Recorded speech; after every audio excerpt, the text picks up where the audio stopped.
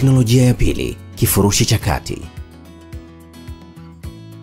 Kifurushi hiki kinazingatia matumizi yote ya teknolojia na mbinu za kilimo zinazojitokeza katika kifurushi cha msingi, lakini kinajumuisha ongezeko la mbinu na teknolojia kadhaa ambazo mkulima anapaswa kuongeza na kuzingatia.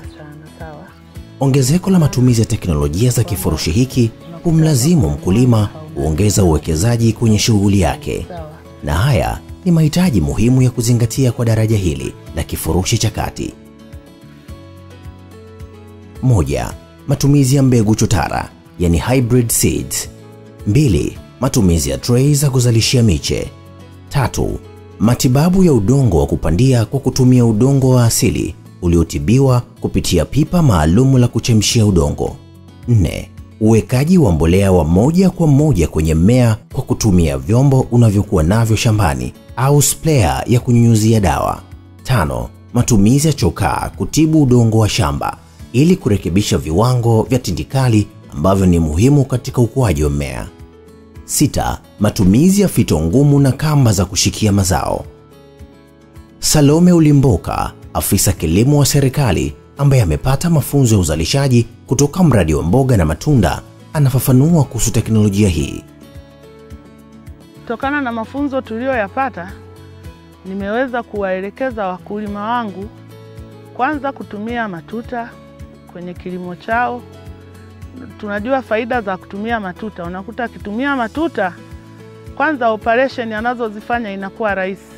Alafu vile vile kuweka staking kwenye nyanya zake. Kwa mfano kwenye shamba hili kuna staking hapa mnaona.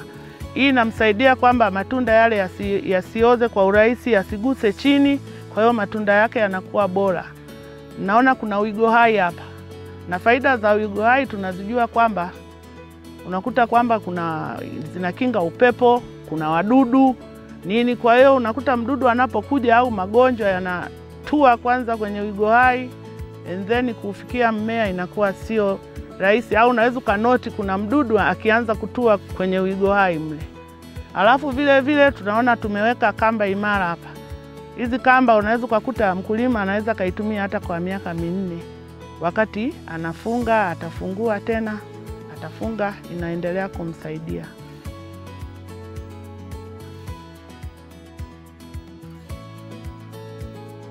Kipindi cha kile nalima sijapata ile elimu ya mboga na matunda, na sasa hivi vitu vitu tofauti sana. Wakati ule nilikuwa nalima hata wadudu siwajui, wagonjwa wenyewe siwajui, ni ugonjwa gani unaoingia sijui. Lakini sasa hivi baada ya elimu ambayo nimepata mboga na matunda, ina maana kila ugonjwa unaoingia nakuwa najua kwamba tatizo ni hili. Nikinishinda hilo hapo, ina maana watu wa mboga na matunda, yule bwana shamba ambaye nimepewa ndiye ananieleza kwamba tatizo la ugonjwa huu ni huu na dawa yake ni hii. Kwa mfano kama mimi wakati nafundishwa nataka nianze, bwana shamba wangu wa mboga na matunda alinieleza jaribu kujibana ili usiingie kwenye gharama. Kitu cha kwanza ambacho upambana nacho, jaribu kupambana na vile matumizi ya kinga kuliko kutibu. Kwa ina maana kwamba mimi nacheza na kukinga, nikiona tatizo linaingia ndio naingia kutibu na kukinga. Kwa ina maana nikitibu lazima nirudi kwenye kukinga.